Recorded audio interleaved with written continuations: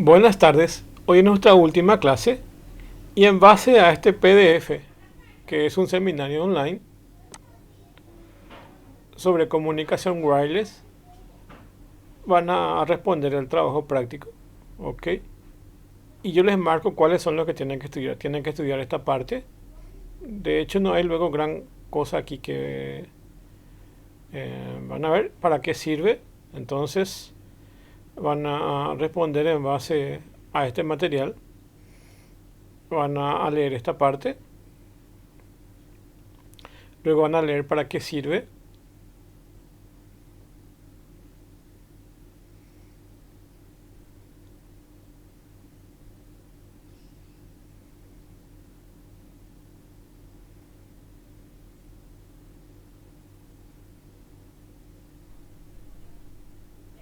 Luego van a leer estas características del micro RN 1723 de microchip.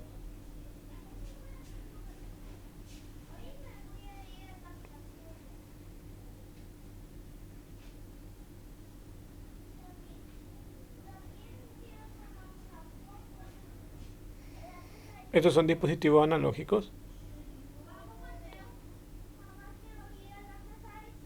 y las aplicaciones que se pueden hacer con esta placa.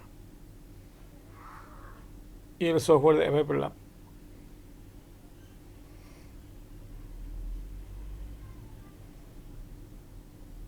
Conexión a una red Wi-Fi.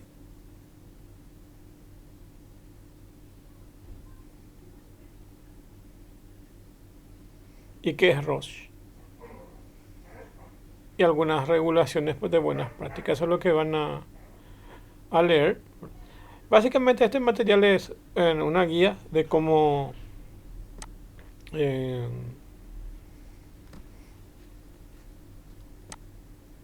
cómo trabajar con algunas placas de radiocomunicaciones.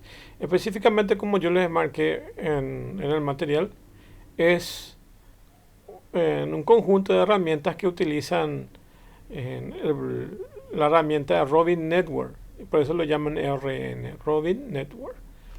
Como básicamente, yo les puedo contar un poco la historia del Robin Network. Robin Network es un Wi-Fi que tiene una configuración tipo Bluetooth. ¿Cómo es la configuración de Bluetooth?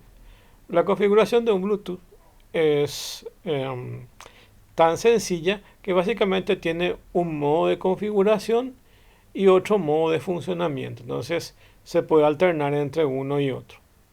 Entonces es como los PLC que tienen un modo donde se transfiere el programa y un modo donde está en funcionamiento. Entonces se para todo el funcionamiento, se envía el nuevo programa y se vuelve a ejecutar. Es muy parecido a eso.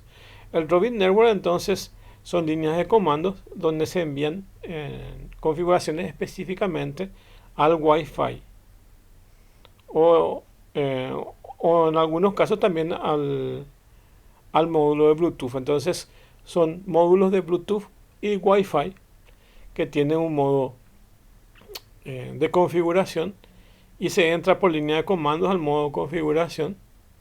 Entonces ustedes ven en una terminal se ingresa por el USB y desde el USB hay un programa de terminal que permite entrar y configurar ese dispositivo. Y también de la misma forma, una vez que uno configura todo, se vuelve al modo de funcionamiento normal, al modo run o de ejecución y se ejecuta el módulo, ¿ok? Antes de eso, Microchip tenía otra forma de trabajar con, con los sistemas de Wi-Fi y básicamente cargaba toda la pila del protocolo de lo que sea. Entonces, si es Wi-Fi o Ethernet, cargaba todo el protocolo ahí. Y había que usar un poco del lenguaje C, usar esas librerías de Microchip que eran complicadas, entonces todo el proceso era bastante complejo. Empezaron a venir los primeros Bluetooth 2.0 y también ahí se usó en Arduino y en algunas aplicaciones con microcontroladores. Y eso básicamente, esos Bluetooth tienen en una entrada en un modo de ejecución y en un modo de configuración. Y bueno, viendo esa experiencia un poco en la empresa de Robin Network, que es una tecnología, entonces incorporó eso mismo para los módulos Wi-Fi. Primero venían en los módulos de Bluetooth y incorporar eso a los módulos de Wi-Fi. Fue tanto el éxito que inclusive por casualidad había comprado en mi caso, les cuento de mi caso, había yo comprado unos módulos de Bluetooth, digo de Wi-Fi, unos módulos de Wi-Fi, y como a veces uno compra cosas y a veces ni llega a probar, tenía esos módulos guardados en casa y no los llegaba a probar. Porque antes de eso ya había comprado otro módulo de Wi-Fi y es bastante complicado porque levantaba una página web y no sé qué cosa. Y me faltaba algunos componentes que tenían que venir. Entonces era un poco complejo. Decirle un poco que utilizar esos módulos de Wi-Fi era bastante complejo. Y cada proveedor tenía diferentes formas. Cuando vi esos módulos Wi-Fi, miré que tenía que entrar en modo comando para poder hacer. No llegaba a entender muy bien y tenía ahí sin utilizarlo. Más o menos en el 2018 o 19 me había ido en un máster en Argentina donde básicamente esta de Microchip. Me había ido ahí y una de las prácticas que teníamos en uno de los días del máster era básicamente entrar en los módulos Robin Network y poder configurarlos. Aunque yo ya había visto y ya había intentado alguna vez en casa esos módulos Robin Network, los había dejado porque me era más fácil configurar un router en casa que entrar en esos módulos más pequeños y por el momento no necesitaba usar esos módulos. Y bueno, pero más o menos yo tenía ciertas nociones cómo se configuraba eso. Grande fue la sorpresa de que Microchip había comprado las licencias de producción de Robin Network. Entonces, estos chips de Robin Network, estos módulos de ARN, específicamente son de Robin Network. Y al comprar la licencia para que esta fábrica de Microchip produzcan los Robin Network, entonces cambiaban en algo los comandos. Cuando vine a Paraguay empecé a mirar la diferencia entre uno y otro.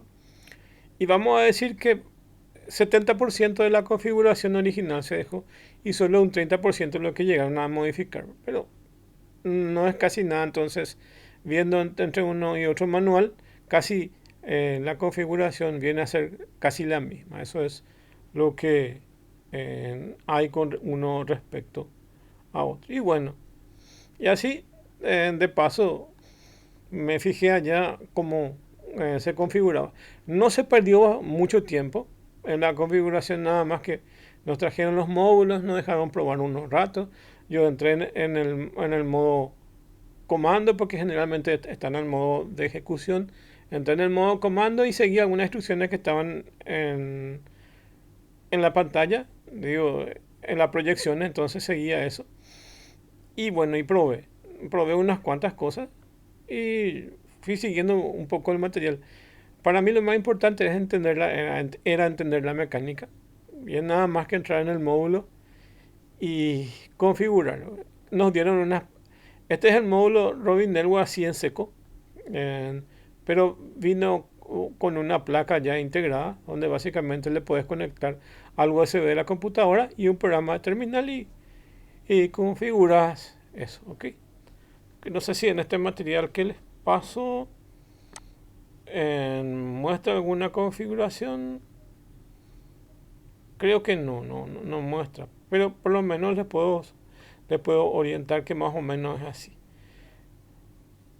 Estos utilizan los módulos de ARN Y los módulos de RN hay para Bluetooth y también hay para Wi-Fi. ¿Ok? Acá hablas unas consideraciones respecto a cómo conectar eso. Es más para la parte electrónica. Yo les dejé compartido el video donde explica con más detalle esto. Entonces, yo quería aprovechar en la última clase para dejar este material. Y este es básicamente el producto que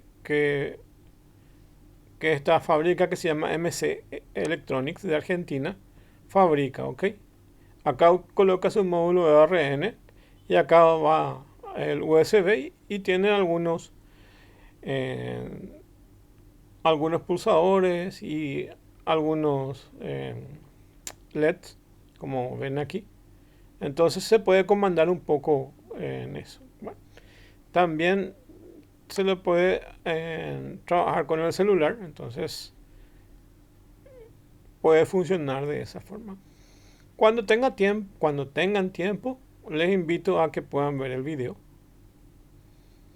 Es bastante interesante eso, ¿ok?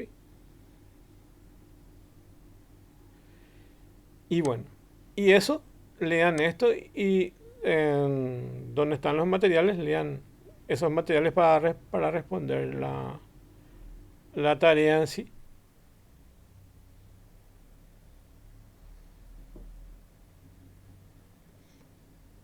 Ok.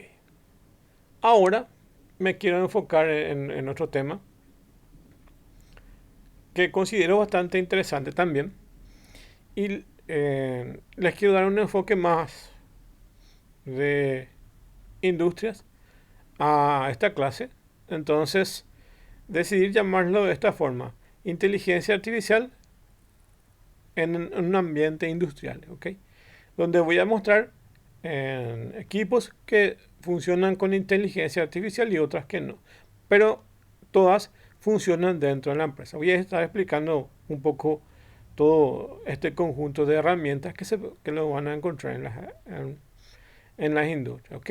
Espero esta clase sea de utilidad porque es algo que me gustaría transmitir. Entonces, vamos ya entonces a las explicaciones. No incluí ninguna, o sea, incluí muy poca referencia eh, y incluí poco texto, nada más que voy a ir explicando a medida que les voy mostrando las imágenes, a medida que les voy mostrando las imágenes. Ok. Bueno, voy a empezar con el elemento que se utiliza mucho en el ambiente industrial. Originalmente había como dos tendencias. Una de los PLC que se llaman controladores lógicos programables, que es una mini computadora que se utiliza en el ambiente industrial. Son buenos porque son unas cajas como ven aquí, generalmente de plástico, y tienen las conexiones eléctricas para conectar a los diferentes equipos, y tienen también las conexiones como para conectar los sensores y los actuadores. Los sensores y los actuadores. Como sabemos, los sensores son los elementos por los cuales nosotros adquirimos información del medio ambiente. Generalmente puede ser presión, temperatura, eh, pulsador, un pulsador o un interruptor. Esos son todos entradas. Y también pueden ser salidas, que son sus actuadores, desde una alarma, una luz piloto. También puede ser una máquina que empieza a ejecutarse, un pistón, un motor, un contactor, que vamos a ir viendo, ¿verdad? Algunos sensores de barrera, algunos sensores de luz. Ok, entonces todo eso puede estar conectado a un PLC. Generalmente se lo conectan a diferentes módulos que se pueden ir ampliando. Entonces, un solo PLC puede tener varios módulos y se le pueden seguir anexando unos cuantos más, dependiendo de la envergadura en sí del proyecto que se quiera realizar con los PLCs. Hay otra tendencia que es una computadora industrial que tuvo poco éxito, pero también existían computadoras industriales. Así como tenemos computadoras de escritorio o lo que sea, también tenemos computadoras industriales que son tan robustas como estos PLCs, pero no tuvo tanto éxito. La historia de los PLC sabemos que inició con General Motors, que había solicitado la creación de estos dispositivos, especialmente para las industrias. ¿Ok?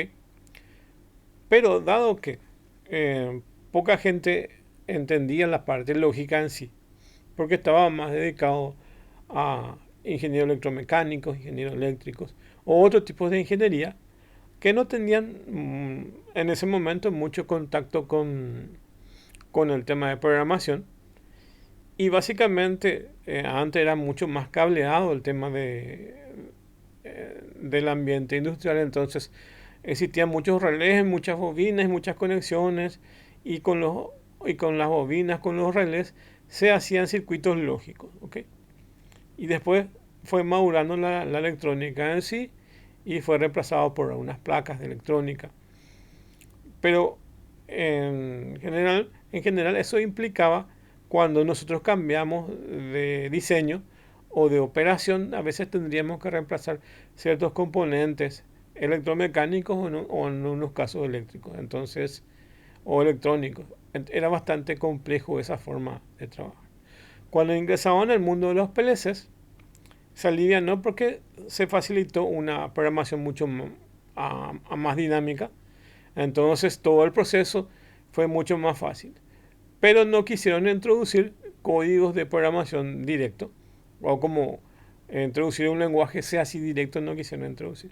Entonces introdujeron gráficos de diferentes formas, algunos que son más de electrónica, otros son de una mezcla de código de ensamblador, otros tienen una mezcla de diagramas eléctricos. Entonces, la idea era poder introducir en un ambiente donde aquellos profesionales que tengan que hacer el trabajo puedan empezar a programar, sin entrar en muchos detalles. Entonces, la programación de un PLC, con su lógica, es mucho más simple que una computadora, pero tiene también sus complejidades porque necesitan conocer tanto los sensores, los actuadores y hacer los trabajos de conversión de señales, porque a veces un sensor puede marcar en un rango diferente a lo que nosotros los humanos estamos acostumbrados, entonces hay que hacer un poco de matemáticas, o hay veces que tienen funciones matemáticas un poco complejas y hay que saber cálculos para poder hacer. Entonces hay de diferentes niveles. Entonces, de un nivel más básico, solo aprender y apagar cosas, hasta un nivel de controlar componentes en una industria bastante complejo. O también manejar algunas máquinas. ¿Ok? Bueno, tenemos a los PLCs. Después tenemos este conjunto de HMI y SCADA, que es básicamente visualizar los variables de entorno. Por ejemplo, podemos visualizar la temperatura, podemos visualizar niveles de líquido. Entonces, estos HMI nos dan información en forma gráfica, y los SCADA nos marcan evidentemente la temperatura. Yo puedo hacer SCADA con un HMI, y el SCADA es nada más que en unas mediciones que me permiten a mí visualizar. Hoy en día un poco esto se trasladó al mundo de las pantallas, que básicamente se llaman dashboard, y ahí pueden ver las mediciones. Entonces pueden ver esas mediciones a través de los HMI, a través de los SCADA y a través de los dashboards, que puede estar en internet con una página web u otro entorno. ¿Okay? Y estos son entornos locales, ¿okay? Dentro de una instalación. Y también hoy en día están muy relacionadas con el uso de las redes. Se ha migrado tanto. Antes esto era las conexiones de los PLC eran independientes, o sea, con PLC básicamente no se comunicaba con otro, o raramente se comunicaba con otro. Y hoy en día están totalmente interconectados a una red Wi-Fi o a una red Ethernet o una red Ethernet modificada, o inclusive algunas marcas de PLC tenían sus protocolos propietarios, y así funcionaban. ¿Okay? Entonces hoy en día están integradas. De hecho, más o menos antes uno programaba con algún dispositivo que venía ligado a este PLC, que eran unos módulos que uno a mano programaba, o algunos tenían un visor aquí dentro del PLC para programar. O sea, se programaba dentro de estos dispositivos. Y después algunos tenían un dispositivo externo, que eran programadores externos y se programaban ahí. Eso fue evolucionando y después, a medida de que las computadoras también permitían la interconexión, se utilizó el puerto serial de la computadora. Entonces se comunicaba por el puerto serial de la computadora. Después fue pasando por el USB y hoy en día es totalmente Ethernet la configuración. ¿Okay? Podemos configurar con una red Wi-Fi, en un Ethernet, entonces tienen todos los protocolos que usamos en la empresa, tienen también los PLCs. Tanto es así que podemos integrar a nuestra red cotidiana. Entonces, por un lado puede estar funcionando los PLCs y por otro lado puede estar funcionando la red normal de las oficinas de la empresa o de los comercios. Convendría nomás separar uno de otro, entonces no trabajar en la misma red. Porque si hay algún problema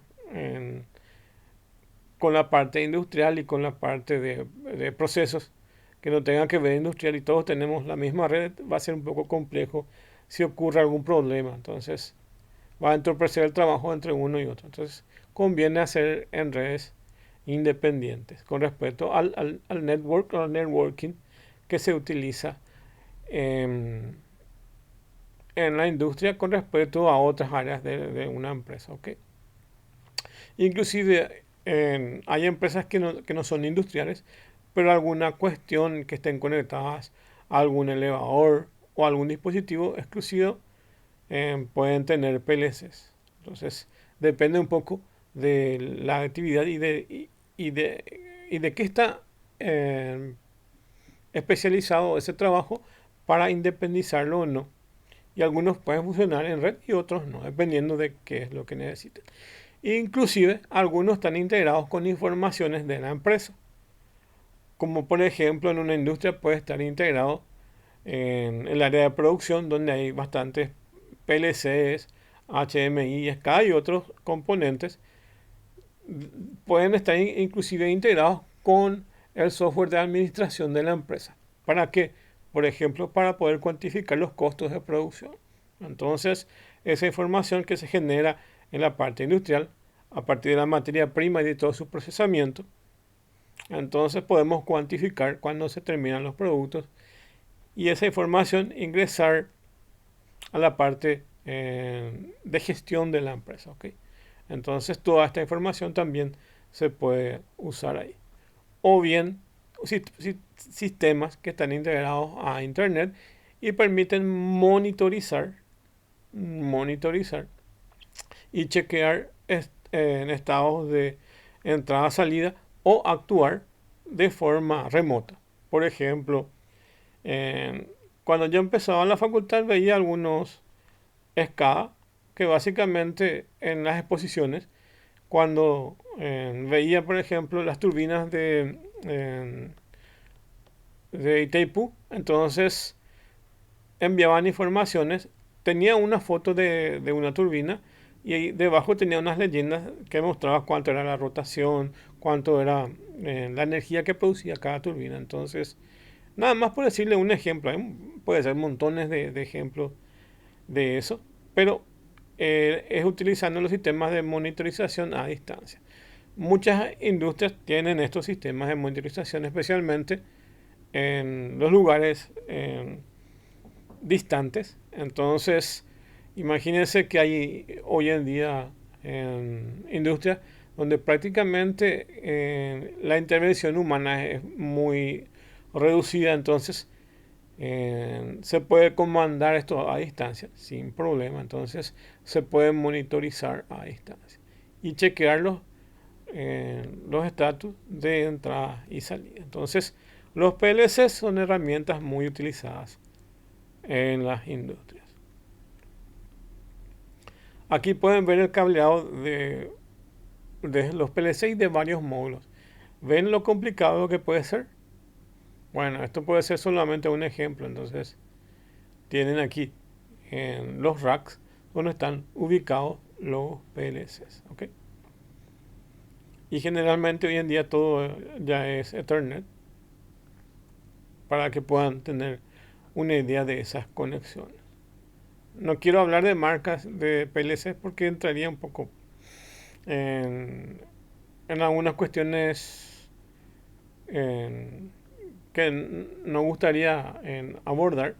De hecho, les puedo decir que hay una marca muy utilizada en nuestro país y en otros países hay otras marcas, pero nosotros tenemos una marca muy utilizada, pero por cuestiones a costos están ingresando marcas orientales también y también están ingresando marcas brasileñas de PLC. Entonces, eso. Y las más robustas son las americanas y las americanas y también las alemanas, ¿ok? De hecho, la más común es tener la alemana aquí en Paraguay y su programación antes fue con códigos mnemotécnicos en alemán y actualmente eso se ha pasado a inglés. De hecho tiene la dos formas. Y bueno, y eso.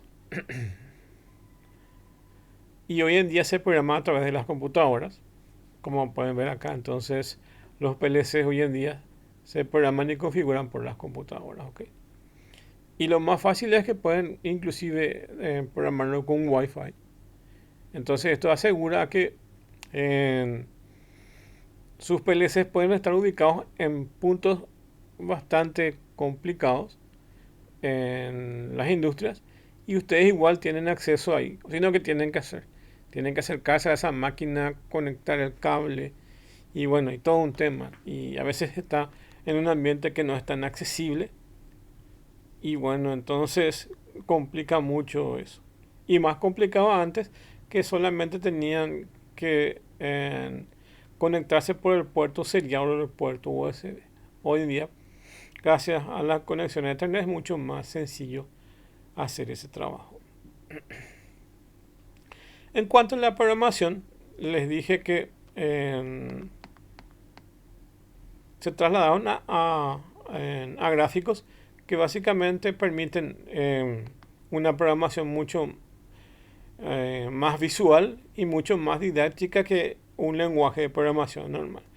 Entre ellos podemos destacar el lenguaje de escalera o ladder, que ladder es escalera. Y esta es la herramienta por esencia la más utilizada. Casi todos los PLCs tienen la forma de programación en escalera o ladder. Probablemente el 99% de todo se pueda programar con esto. Algunos también, además de escalera, permiten programar por funciones y estas funciones son más bien como unas funciones booleanas básicas como AND, OR, SOR y así lo van a programar y algunos contadores, en algunas bobinas, entonces lo van a ver por pequeños bloques de funciones, se parecen más a, a un curso introductorio em, de de matemática booleana o un curso introductorio de eh, electrónica digital, donde van a ver pequeñas funciones. Okay. Como les dije, AND, OR, SOR y otras funciones que pueden combinarse. Okay. Y bueno, después están los mnemotécnicos o código de computadora. Estos códigos de computadora son menos utilizados y los mnemotécnicos son los que más se parecen a un lenguaje ensamblador. Yo vi que algunos PLCs venían con estos tres en escalera, funciones y mnemotécnicos y por alguna razón, por evolución, se han quedado con lo de escalera y lo de funciones y los mnemotécnicos han eliminado de su repertorio. ¿Por qué? Porque estos gráficos cuando tienen en escalera y específicamente cuando tiene funciones, usa todos los elementos que se requieren para cada función Y bueno, entonces utilizan todo. Y cuando uno utiliza con mnemotécnicos, generalmente tiene una tendencia a más a programar computadoras. Entonces, la gente simplifican los elementos que tienen en las funciones y solamente coloca los principales, pero no colocan todos los elementos que lo van a tener con ladder y con funciones. Y la idea es que yo pueda pasar de escalera a funciones y de funciones a mnemotécnico o viceversa, mezclar cualquiera. Yo puedo pasar de funciones a ladder y de ladder a funciones y mnemotécnico a funciones o mnemotécnico a ladder o de ladder a mnemotécnico. Entonces puedo hacer eh, la conversión directa a uno u otro, ¿ok? Pero con estos mnemotécnicos, como la gente se suele robar algunos pasos, por decirlo así, acortar algunos pasos. Entonces, al acortar algunos pasos, en su ingeniería inversa o reversa, ya no lo puedo poner a funciones y a ladder. Entonces, como hay tanta manía por acortar estas partes a través del código, entonces algunos fabricantes prefirieron solamente trabajar con bloques de funciones o escalera o ladder, ¿ok? Entonces solamente estos dos y este ya no. Como les dije, el que viene en escalera es el rey de la programación del PLC. También existen otros que se trabajan por grafos o se llaman graph sets y otros que se denominan acción y reacción. Acá se pone en diagramas de estado más o menos, ¿ok? Entonces se hacen de esa forma. Y hay otros que yo por lo menos no conozco, pero lo más normal es esto, ¿ok? Estas son las formas de programar PLC más relevantes. Aunque hay de repente PLCs que requieran otras configuraciones a mano para setear algunas funciones específicas, pero eso ya son más privados a cada uno de los modelos, ¿ok? Este es el diagrama de ladder, donde básicamente esto sería un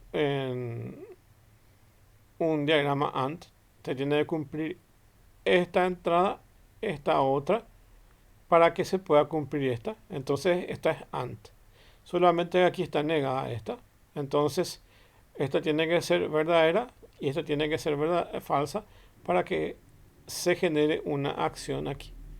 Entonces estos son como interruptores prendidos o apagados, que son realmente son algo que se llaman contactos. Estos se llaman contactos abiertos y contactos cerrados, y se activa la bobina, que es su actuación. Y esto es AND, y esto que vemos acá en paralelo es OR, ¿ok? Y bueno, y así se va formando un poco esa distribución en ladder o escalera. Y como les dije, esto es AND y esto es OR, y con el otro, con la otra forma de programación por funciones, van a programar directamente con AND y OR sin escribir de esta forma. Entonces, son diferentes formas de ver la misma cosa, ¿okay? Hoy en día se programa con la computadora, entonces con la computadora introducimos el programa en ladder o escalera. Luego se compila eso, ahí existe un compilador. Vemos como gráficos, pero en realidad lo que escribimos tiene un compilador interno, así como compilamos en lenguaje C o en otro lenguaje. Entonces se compila estos diagramas y se cargan en el PLC. Entonces de tu computadora va hasta el PLC y se carga ese programa. Y también tiene el mismo modo de funcionamiento que les expliqué. Tiene un modo run, que es el modo de ejecución, y un modo de configuración. La misma forma. Y bueno, de los elementos que podemos conectar al PLC o a otros circuitos tenemos estas botoneras. Entonces tenemos botones y alarmas que podemos activar. Y nuestro programa de ladder que hace la lógica en sí del funcionamiento de nuestro PLC. Y así vamos a ir colocando, por ejemplo, Si tenemos que hacer funcionar un motor, básicamente podemos prender el motor, cerrar la llave y hacer que funcione el motor aquí. Y entonces este arranque hace que este pulsador funcione y arranque y se pueda emitir una luz indicando que el dispositivo está en funcionamiento. Bueno, pasando a otro tema, hay veces que con los PLCs y con otros dispositivos necesitamos colocar lo que se llama set points. Set point es básicamente una retroalimentación que existe en diferentes equipos. ¿Okay? Por ejemplo, vamos a suponer el caso de un aire acondicionado. Ustedes con el control del aire acondicionado seleccionan que van a mantener la temperatura a 18 grados. ¿Ok? Y empieza a funcionar el compresor del aire acondicionado y los otros componentes para enfriar una habitación. Tiene un termostato que básicamente es su retroalimentación. Entonces ¿qué metemos? Metemos el frío en la habitación, ¿ok? Y quitamos el calor hacia afuera de la habitación. Porque siempre lo que hace es extraer el calor hacia afuera, ¿ok? Extraer el calor hacia afuera y dejarlo fresco hacia adentro. Bueno, nuestro set point está ubicado a 18 grados, ¿ok? Entonces ocurre una retroalimentación ahí y solamente tenemos un set point para algo que se denomina PID que tienen los PLC, que es básicamente algo de matemáticas que hace que pueda funcionar P, que es proporcional, I, que es integral, y D, que es derivativo. Tiene que ver con funciones matemáticas, estas cosas. Y lo que hace básicamente es estabilizar las entradas y salidas. ¿Ok? Exactamente lo que trata de hacer es, si su set point está a 18 grados, trata de que se mantenga fijo a ese 18 grados, independientemente de lo que sucede en el ambiente. Ejemplo, yo dejo abierta la puerta y ¿qué va a pasar? Va a entrar el calor, entonces el termostato va a recibir esa información y va a hacer que empiece el aire acondicionado a funcionar con mayor intensidad para tratar de mantener estable a los 18 grados que yo estoy seleccionando. Entonces mi set point es lo que yo quiero que se mantenga. También se usa mucho con líquidos, donde básicamente ustedes dicen, yo quiero que el tanque esté lleno, esté a tal nivel, y la gente abre la válvula, se escapa el agua y yo tengo que hacer funcionar el motor o la motobomba para que pueda cargar el líquido y siempre se mantenga el tanque a un nivel. Ese es un set point. Ese es el PID. Tiene un solo set point. Y la lógica difusa, que es una aplicación de inteligencia artificial. Entonces, la lógica difusa puede tener varios set points. Y acá tienen básicamente el diagrama, que también es de retroalimentación para diferentes set points. La lógica difusa tiene unas cuantas reglas. Sí, así como en programación tenemos sí una condición acción, sí una condición acción. Y aquí tenemos varias condiciones en esta regla. Entonces, tienen varios set points. Esa es la diferencia.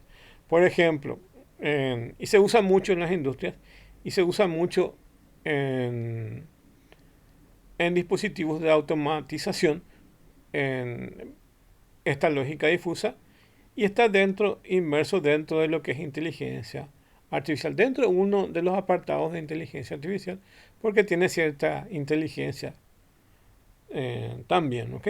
Entonces, permite que pueda introducirse varios set points. Por ejemplo, el ejemplo típico que suelo usar cuando suelo explicar la clase es que tenemos un auto autónomo y mi auto autónomo tiene posibilidad de irse a 3 velocidades. Velocidad baja, media y alta, ¿ok? Y tiene sensores. Y esos sensores mide también en 3 distancias. distancia cercana a un objeto, distancia media a un objeto y distancia lejana a un objeto. Y yo puedo programar la lógica difusa con varios set points de acuerdo a estas reglas que yo voy a hacer. ¿Y qué puede ser, por ejemplo, mi regla? Mi regla puede ser que si el auto está a bastante distancia de un objeto, entonces le puedo imprimir velocidad al auto. Y se va con esa velocidad. Después otra regla puede ser, si el auto está a media distancia de un objeto, entonces reducir la velocidad a una velocidad media. Ok. Y si el auto está a una distancia muy próxima al objeto, entonces reducir más todavía la velocidad y a una velocidad lenta. ¿Se ven cómo tiene esa lógica? Bueno, entonces con esa lógica les puedo explicar qué es la lógica difusa. Tengo varios set points y está medida como reglas, ¿ok?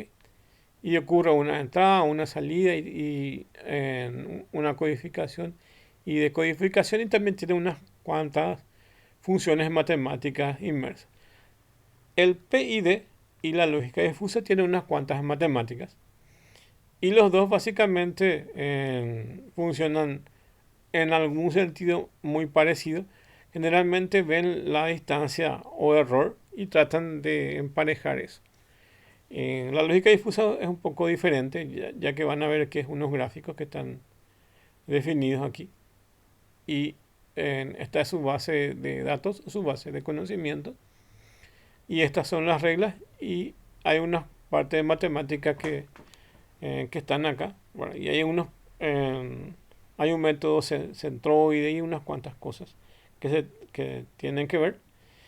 Estas dos herramientas generalmente están embebidas dentro de los PLCs. Más este de PID y esta lógica difusa lo van a encontrar con librerías especiales. Por ejemplo, con MATLAB, que es una herramienta especializada, ustedes pueden elaborar sus diagramas y básicamente él le va a hacer todo el cálculo. Entonces pueden integrar a otros sistemas para que automáticamente vaya funcionando.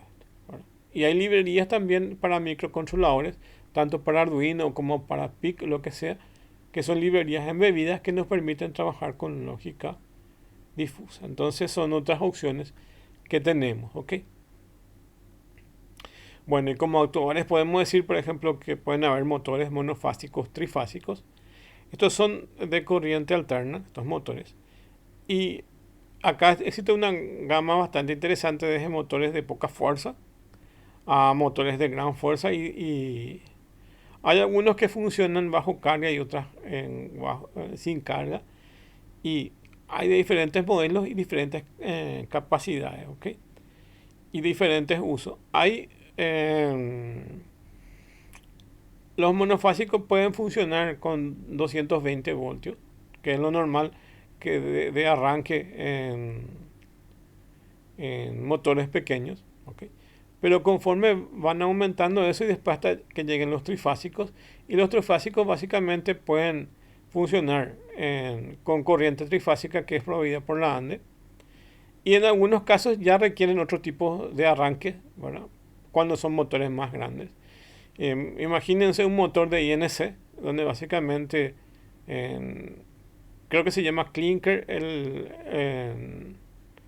uno de los elementos que se utilizan o donde se tritura piedras y otras cosas, o motores gigantescos. Eso evidentemente ya no lo van a arrancar con 380, entonces tienen otros mecanismos de arranque.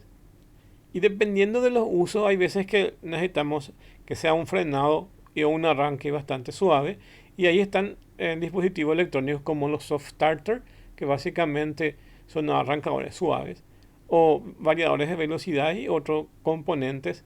Y están lo más normal, que son guardamotores o los que se arrancan con contactores con arranque estrella triángulo. Entonces hay unos cuantos conceptos de arranque de motores. Entonces sería como tomarnos un semestre o tomar un curso para poder entender cómo puedo manejar los motores para que giren de una forma, para que inviertan su giro, para que pueda tener reductores de velocidad, ¿ok? Entonces hay unas cuantas teorías dependiendo qué es lo que quiero hacer con los motores.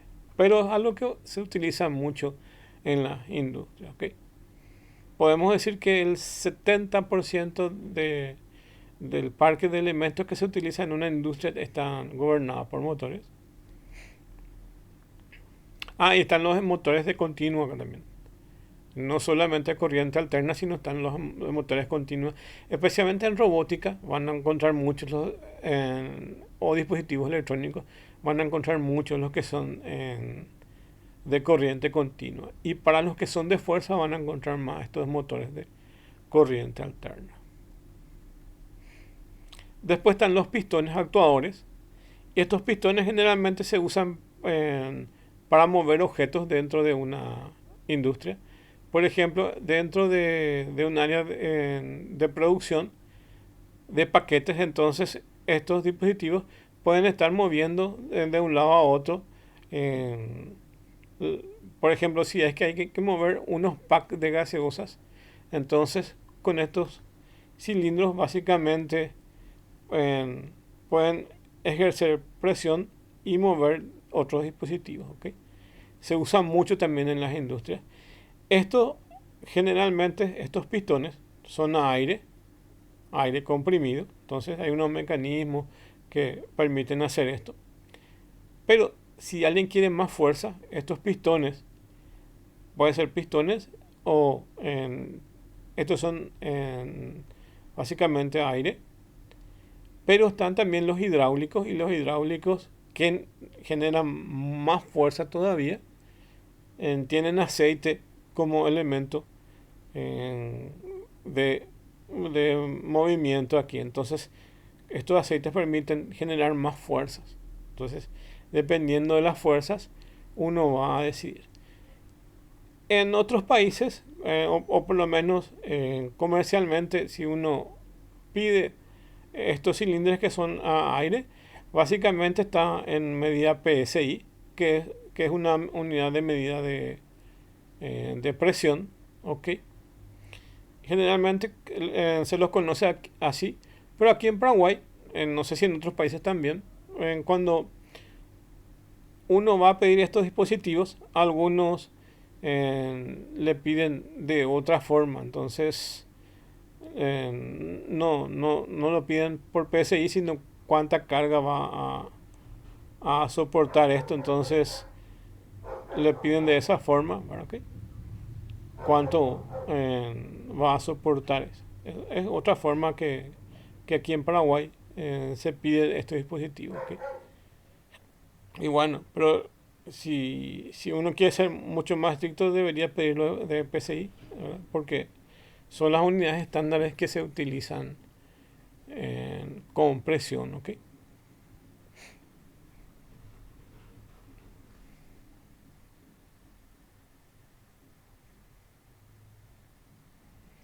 También están en algunas resistencias calentadoras, y estas resistencias se utilizan mucho para calentar agua o otros líquidos. ¿Ok? Esto básicamente pueden suponer que es una ducha, una resistencia de una ducha, pero sus usos son eh, bastante variados. En una industria de comidas, entonces se puede usar para mantener estables los alimentos a cierta temperatura, por ejemplo, o elevar la temperatura de un líquido. ¿Ok? También tenemos estos hornos de arco eléctrico que se utilizan mucho en la parte de metalúrgica, básicamente eh, para hacer las aleaciones o para derretir los minerales, ¿okay? Los metales, y puedan hacer el trabajo de fundido y de mecanizado de algunas partes que se requieran en la parte de metalúrgica. Entonces se usa mucho esto en la parte de metalúrgica. Okay. Esto consume bastante energía y hace que de repente sea inestable también la energía eléctrica, ya que básicamente puede funcionar y luego dejar de funcionar. Entonces genera mucha energía residual.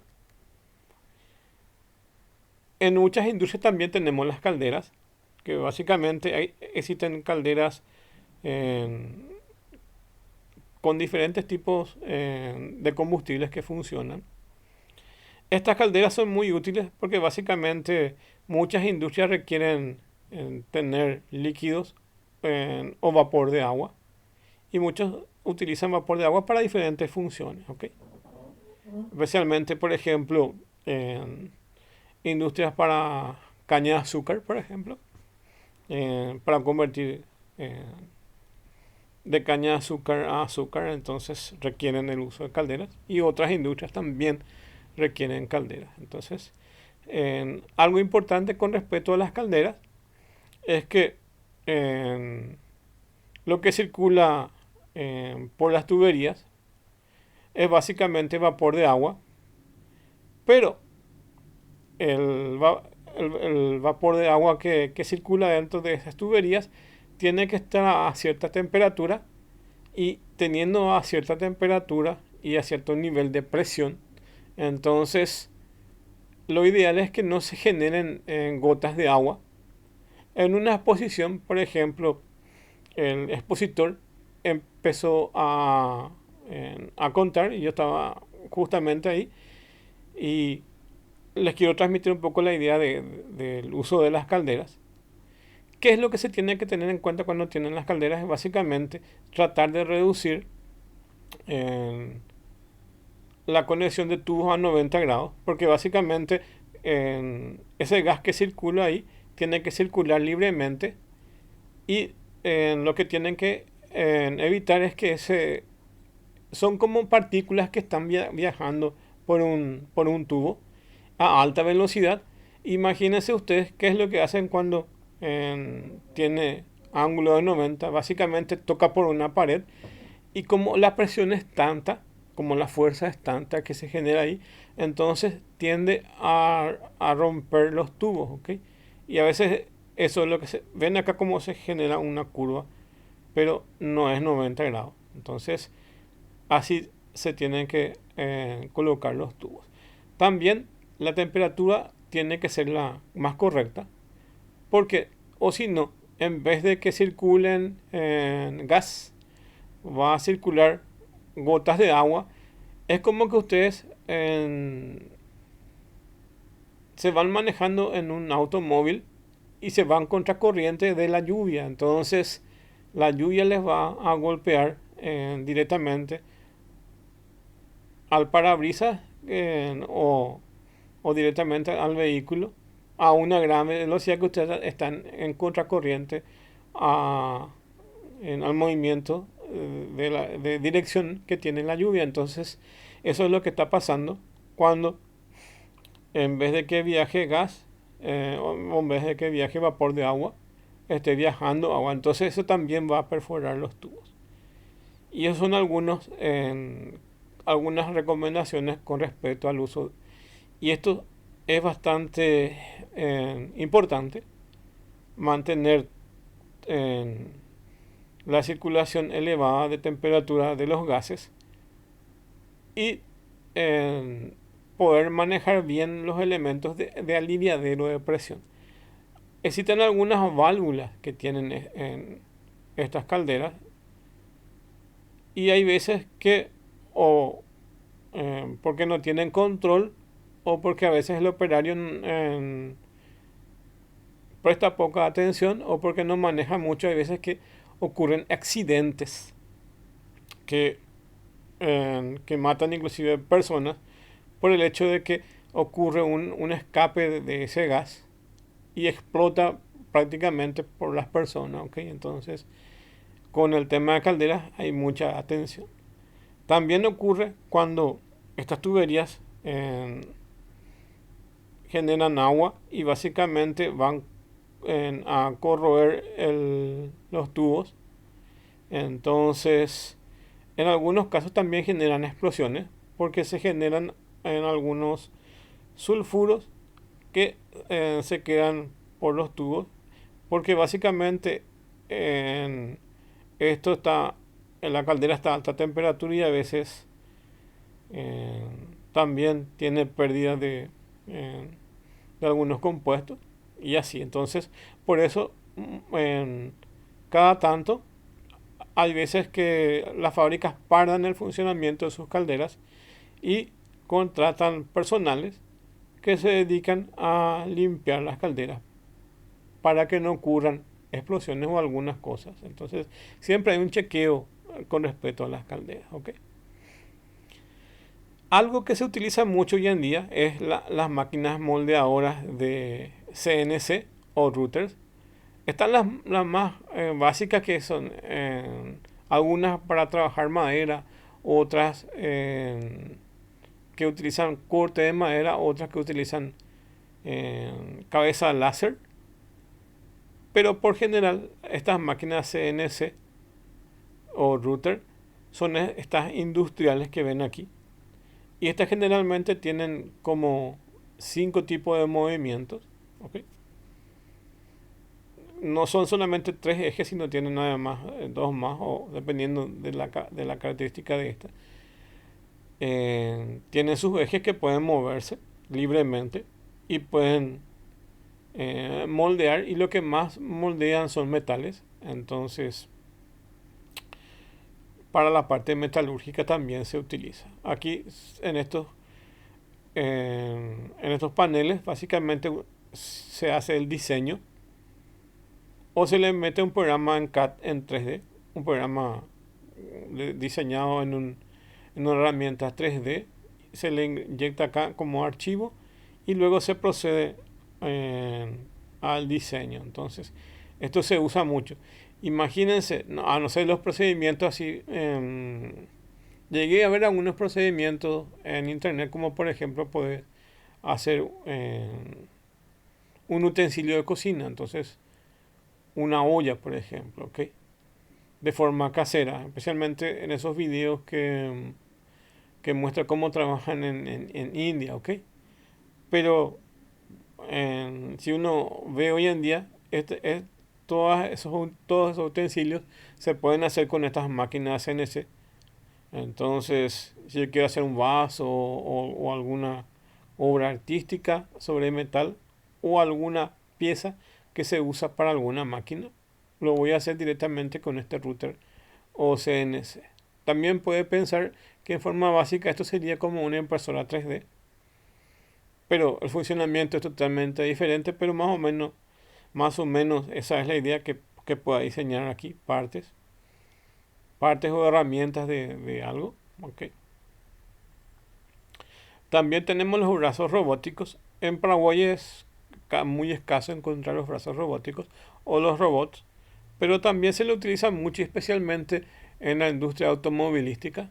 Entonces la producción ahí está guiada totalmente por robots. Entonces ensamblan partes, en- van, van a unir esas partes, todo con estos brazos robóticos. Entonces aquí tienen que programar el movimiento de estos brazos robóticos, básicamente lo mínimo en tres ejes X y Z, para que se puedan mover esos robots. Okay. Puede ser siguiendo el- la silueta de algún componente en 3D, o directamente colocar cada movimiento en sus ejes en X y Z, uno anidado a otro. Entonces de ahí nos vamos a la izquierda, a la derecha, y se va moviendo el robot. O algunas configuraciones en especiales. Si quieren aprender algo de esto, existen bastantes simuladores que nos ayudan a poder configurar esto sin tener el equipo robótico. Entonces podemos tener estos brazos robóticos y poder entender cómo se configura esto. Esto va a depender de cada fábrica, evidentemente. Cada modelo es un mundo aparte. Entonces, eh, bienvenido sea el uso de los brazos robóticos, inclusive para las fábricas que generan circuitos integrados y las fábricas que colocan los circuitos integrados con mucha precisión, o que generan placas de circuitos impresos. Todas esas herramientas hoy en día que tienen, las que colocan los componentes electrónicos en una placa, se llama pick and place. También pensaba mostrarles unas fotos de esas, ¿verdad? Mm, de cómo funciona una máquina pick and place que me facilitaron una vez. Yo no manejo mucho, pero en esto de Master empezaron a mostrar justamente y, y tengo ahí las fotos, pero no puedo mostrarle tantas cosas al mismo tiempo. Entonces, por lo menos decir que las máquinas pick and place, que son máquinas robóticas que nos permiten soldar los componentes dentro de una placa. ¿Okay? Y actualmente en China y otros países, casi todas las que fabrican placas de electrónica tienen la posibilidad de que ustedes le puedan comprar de esa fábrica los componentes y solicitar que le preinstale todo ya. Entonces los robots se encargan de colocar cada componente. Es mucho más seguro que una persona, ya que todos los montajes hoy en día son superficiales, son todos minúsculos en los componentes electrónicos. Entonces, si uno no tiene mucha habilidad con las manos o no tienen las herramientas necesarias, o bien si tiene las herramientas y si tiene la habilidad también, va a depender de la calidad visual que uno tenga, ya que son muy pequeñas, y de la habilidad que uno tenga para poder colocar estaños sobre eso. ¿Ok? Y bueno, y ahí. En caso de visión artificial, por ejemplo, ¿qué están viendo aquí? Esto es una industria que está fabricando, vamos a suponer que estos son bisagras, no sé en realidad qué son, vamos a suponer que sean bisagras, y esta cámara está quitando una foto y está analizando si este componente que está en producción, en línea de producción, tiene defectos o no. Y eso lo hace a través de la visión artificial. Entonces, puede ser una cámara, de hecho es una cámara de alta resolución, pero lo que les quiero decir es que puede ser un video o una foto y que analiza tan rápido y tiene su elemento de inteligencia artificial, de visión artificial, y puede advertir si este es defectuoso o es apto para la venta. Entonces se va a desechar si esto está defectuoso. Y así es la mejor forma de poder controlar la producción. Imagínense que un hombre tenga que mirarse por 10 horas esto. Se va a volver prácticamente loco. Mirar esto, no va a poder concentrarse y en algún momento van a pasar productos defectuosos. Con la tecnología de visión artificial, que es inteligencia artificial, entonces nos aseguramos que ciertas partes de los procesos críticos de la fabricación sean en realidad lo que necesita hacer.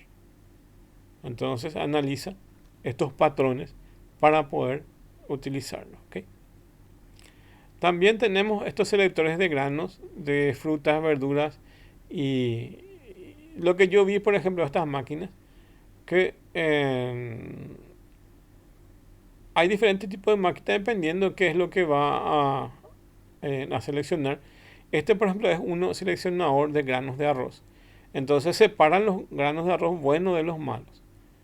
Y probablemente utilice visión artificial para eso. También vi uno que separa los granos de café de primera calidad, de segunda calidad y de tercera calidad. Entonces separan eso. También llegué a ver uno que separan tomates y ven la calidad del tomate con las cámaras, y si los tomates están verdes, por decirlo así, detectan eso y con aire comprimido, entonces expulsa hacia otra dirección los que son de mala calidad, ¿ok?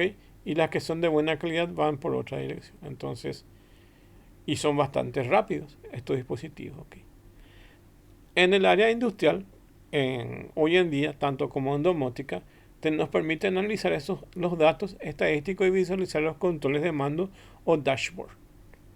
Así como tenemos los HMI y los SCADA también en Internet o en otros dispositivos nos permiten ver estos odómetros, entonces, o algunas escalas acá. Entonces vemos el comportamiento de algunos. Así como yo les dije que se podía tener informaciones de la rotación de las usinas eléctricas, ok. Entonces también se pueden ver eso aquí. Vemos que estos son todos medidores y estos medidores pueden ser informaciones de sensores que estamos recibiendo y lo estamos visualizando de forma gráfica acá, ok. Son todas herramientas que tenemos. Y hoy en día está muy estandarizado el tema de estadísticas y de análisis de datos. Y generalmente lo van a ver como forma de dashboard o como forma gráfica. Entonces se analizan mejor los datos de forma gráfica. Y también se puede visualizar y en algunos casos también se puede actuar. Por ejemplo, si es que esto fuera temperatura, entonces si llega a una X temperatura, entonces puedo pulsar un botón para desconectar el equipo, por ejemplo, para que no se dañe. Entonces están muy relacionados también con el tema de monitorización y visualización de controles de mando. También tenemos estos bancos de generadores eléctricos que son inversos dentro de las empresas. Y también aquí existen algunos que tengan ya inteligencia artificial. Algunos de los dispositivos funcionan en wireless dentro de las empresas. Algunos permiten inclusive la detección de fases. Acuérdense que en Paraguay y en otros países tenemos energía, tenemos la conexión que es monofásica y la trifásica, y en algunos países tenemos la bifásica. Entonces tenemos tres líneas. Existen dispositivos inteligentes que cuando alguna de las fases está más sobrecargada que otra, entonces vamos a poner fase 1, fase 2 y fase 3. Suponga que la fase 3 está más sobrecargada, entonces electrónicamente trata de distribuir esas cargas. ¿Qué pasa en la realidad cuando alguna de las cargas están más pesadas que otras? Generalmente suelen ocurrir cortos. Entonces hacen que por el lado más pesado circule más corriente de lo normal. Entonces hace que de repente se queme o se corte el conductor, y al quemarse el conductor solamente quedan dos fases activas y ahí se eleva mucho en la corriente. Entonces la tercera, que estaba sin circular, va a circular por cualquiera de ellas, y entonces en vez de irse de forma distribuida se va a querer colar por cualquiera de ellas, y ahí va a haber una sobrecarga y va a quemar todos los dispositivos que están alrededor. Entonces suelen ocurrir esos problemas. Entonces hay dispositivos inteligentes que sirven para monitorizar eso, para cortar la corriente cuando ocurre eso. ¿Okay? Y también están los bancos de generadores que se usan mucho cuando en nuestro país se usa mucho cuando la energía eléctrica normal, que es de la ANDE, se va. Me tocó ir a una demostración y de una herramienta de simulación eléctrica, donde básicamente el disertante estaba explicando, es de México, era disertante de México, y estaba explicando que las industrias allá en México funcionan diferente a cómo funcionan aquí. Por sus reglamentos funcionan diferente, y seguramente por la capacidad que tiene de producción. En México las industrias producen su propia energía, y solamente la que no pueden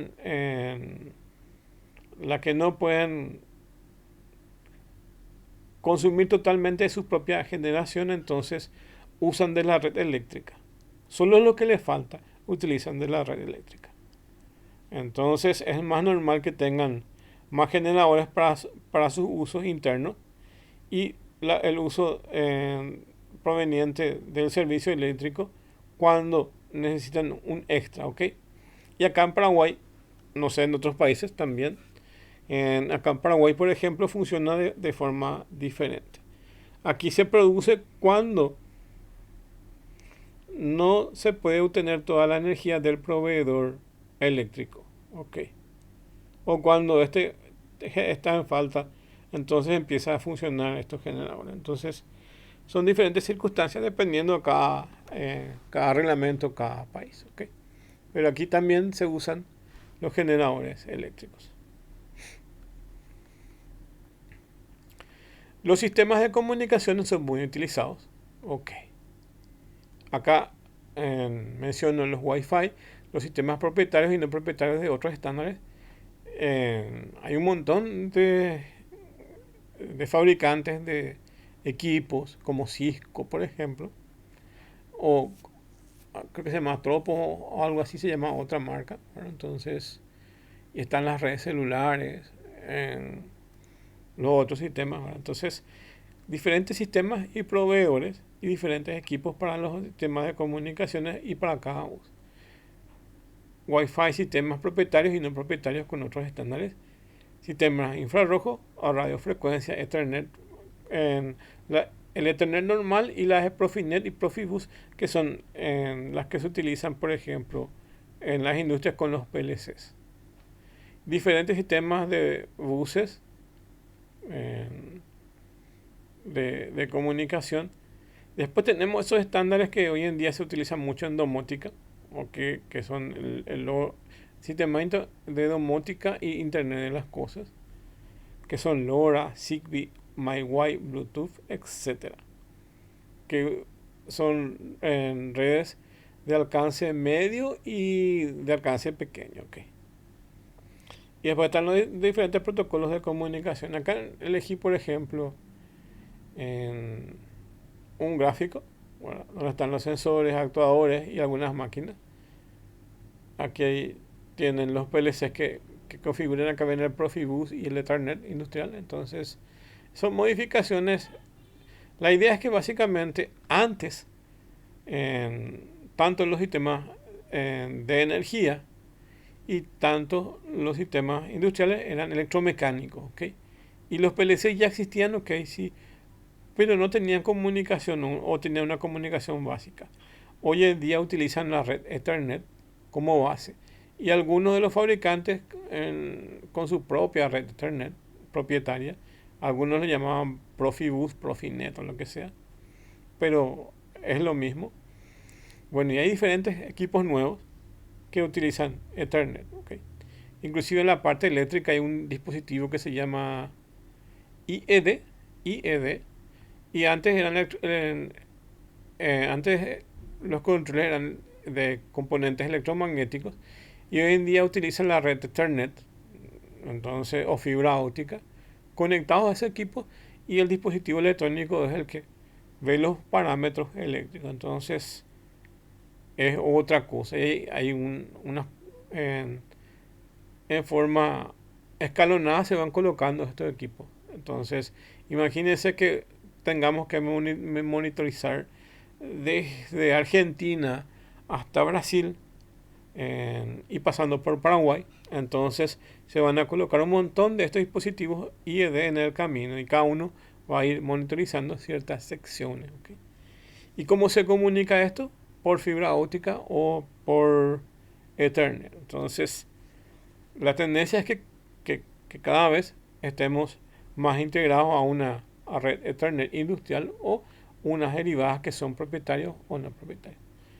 Bueno, esa es la idea. Entonces, tenemos el nivel de información, que básicamente es lo que tenemos con el uso de todas las computadoras, el nivel de control y el nivel de campo. Entonces, el nivel de campo son las mediciones o los dispositivos de medición. En el nivel de control tenemos los PLCs y en el nivel de información tenemos algunas PCs, ¿okay? PC de computadora, donde pueden manejar base de datos y otras cosas.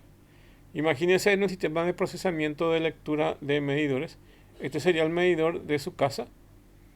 Va a pasar por unos dispositivos, luego va al PLC, que va a registrar otra cosa, y esa información va a terminar en servidores donde se va a procesar el sistema de facturación para que le llegue a fin de mes el, el pago del agua o del consumo de electricidad o de gas, dependiendo de cada país, evidentemente. Entonces, más o menos esa es la idea, ¿ok?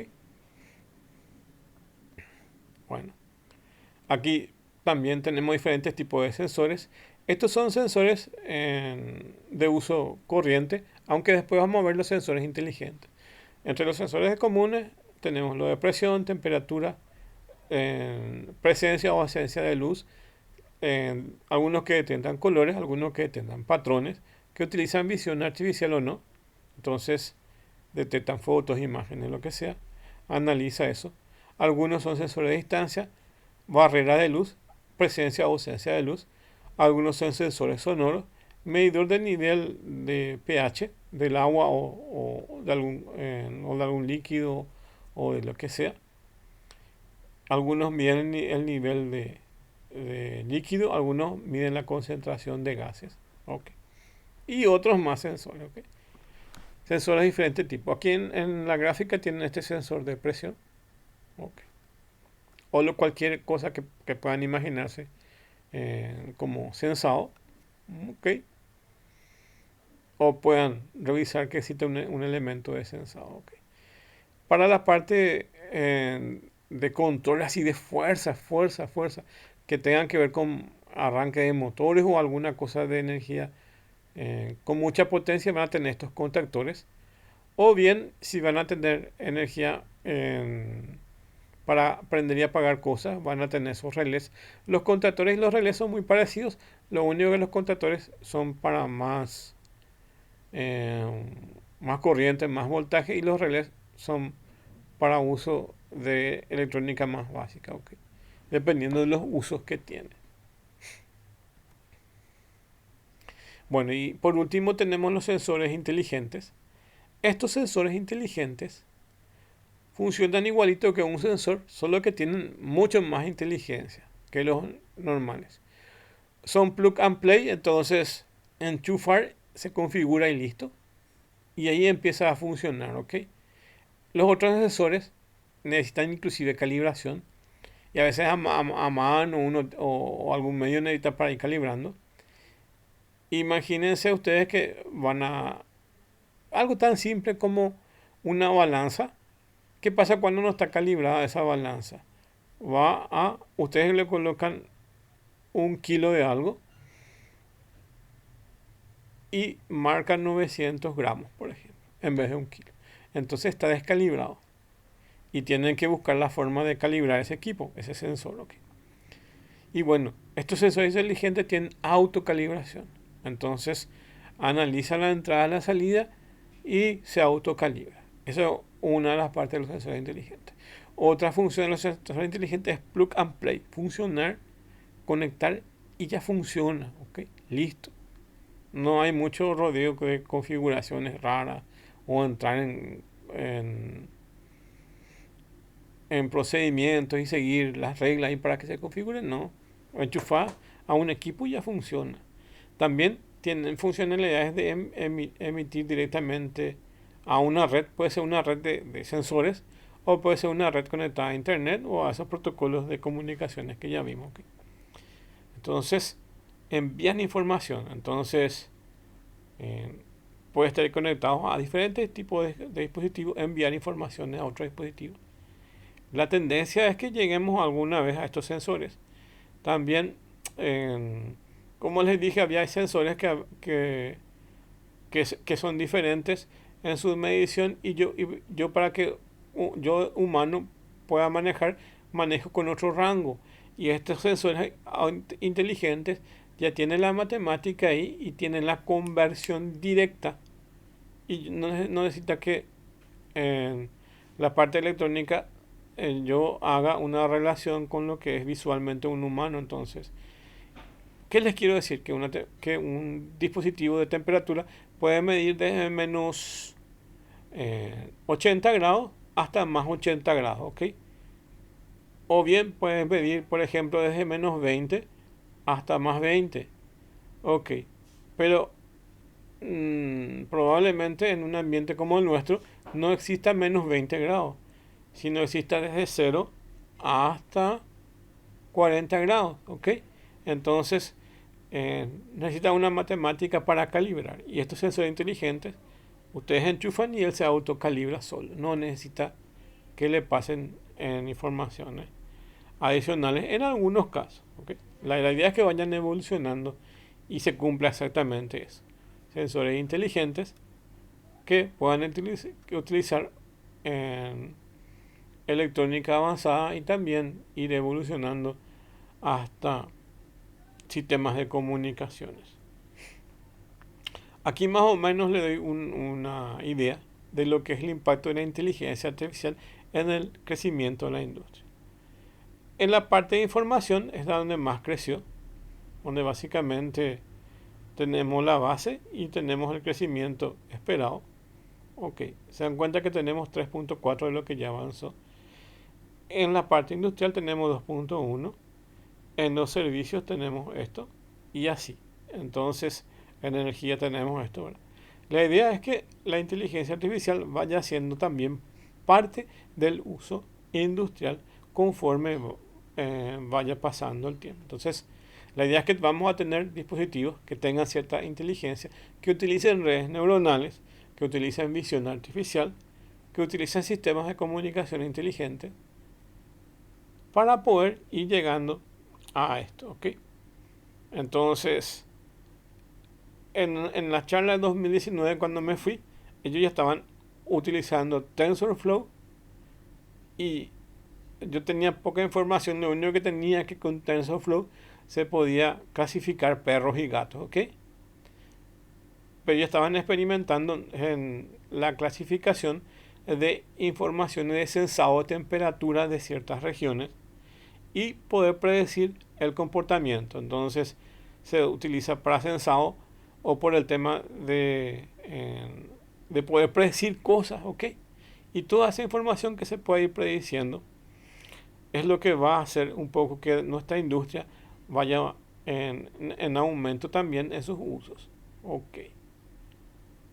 Entonces, cualquier cosa que vaya mejorando el proceso industrial a partir de ciertas informaciones es lo que nos va a generar una inteligencia artificial.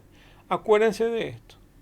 Para que la ciencia de datos y la inteligencia artificial puedan funcionar, necesitan alimentar con datos. Si nosotros no tenemos los datos, no va a haber forma de que pueda predecir. Y depende mucho de la calidad de los datos para que esa predicción sea lo más correcta. Lo que queremos es predecir. Entonces, imagínense que un tractor tenga que eh, limpiar ciertas zonas y pueda tener esa inteligencia artificial para saber en qué zonas debe hacer con más frecuencia el trabajo de forma autónoma, ¿ok? O en qué zonas se genera mayor temperatura o en qué zonas el tráfico está más pesado. Entonces, ir teniendo ciertas informaciones, poder procesar y advertir en ciertas alarmas que nos puedan ayudar a mejorar el proceso. Eso van a estar involucrados conforme vaya pasando el tiempo y el impacto de la inteligencia artificial en las industrias se haga más integral, ¿ok?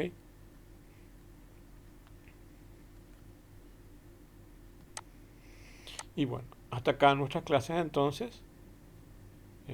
Muchas gracias. Y tienen que hacer el trabajo práctico de acuerdo a estos materiales que es que es clase Wi-Fi WCC. Ahí tienen que entrar, que creo que es, a ver,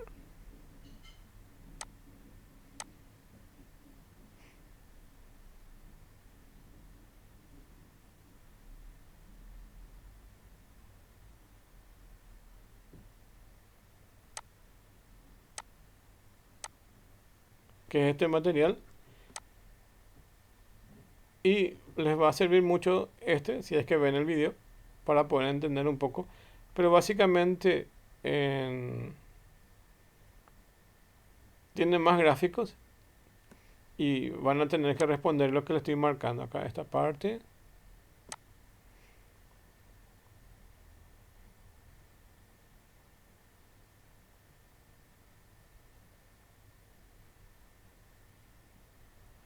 esta es otra, y así. Bueno, muchas gracias entonces. Y nos encontramos para los exámenes recuperatorios y final.